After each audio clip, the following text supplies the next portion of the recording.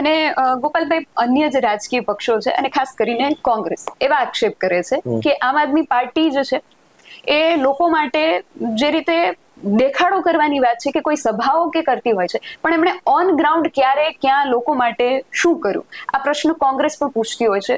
તમારું શું માનવું છે? આમ આદમી પાર્ટીનો આ માટે શું જવાબ હોઈ શકે? ઈ ભલે ઈ જે કે કીધા કરે, ઈ કે એવું સાચું, બસ એને કઈ જવાબ જ નથી દેવો. છોકરા હોય ને ઈ ઘણી વખત વેન કરે શુદ્ધ ગુજરાતીમાં કે ભાઈ મારે આ જોશે જ, આપણે એમ કે લઈ લે ભાઈ જા તું કે એમ. જેમ કે એમાં હારવા જીતવાનો પ્રશ્ન ન હોય.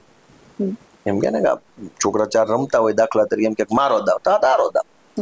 એને અમારી ઉપર જે આક્ષેપ કરે એમ માની લીધા, જાઓ ખુશ, રાજી થાવ, જાઓ મજા કરો. તો અત્યારે ભાજપ આમ આદમી પાર્ટીને આ જ રીતે લે છે કે ભાજપ વાળાને મોઢા જોત ન ખબર પડી જાય, કાળા પડી ગયેલા કાણે આવ્યા હોય મોઢા જોત ન ખબર પડી જાય કે અમને કેમ લે. કોઈ પણ જગ્યાએ ભાજપ હોય છે તો કોઈ પણ રાજકીય ડિબેટ કે કંઈ પણ હોય તો ત્યારે ભાજપ એમ જ કહે છે કે અમે આમ આદમી પાર્ટીને વિપક્ષ તરીકે અમે એની ગણતરી જ નથી કરતા. તો ભાજપની દ્રષ્ટિમાં શું અત્યારે આમ આદમી પાર્ટીની પણ એ વેલ્યુ છે કે જવાબ જ નથી દેવું, નાનું બાળક છે?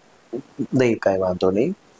ભાજપ વાળા જે છે એને લગભગ ગુજરાતની ટીવી ચેનલોમાં એવું બ્લેકમેલિંગ કરે છે કે જો તમે આમ આદમી પાર્ટીના પ્રવક્તાને ડિબેટમાં બેસાડશો તો અમારો ભાજપનો પ્રવક્તા ડિબેટમાં નહીં આવે.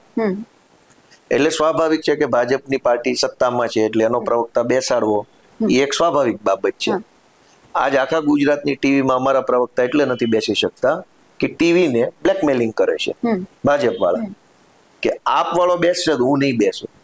હવે અમને કાંઈ નો જ માનતા હોય, કાંઈ નો જ ગણતા હોય તો બે જાય આમાં હમણાં ખબર પડે.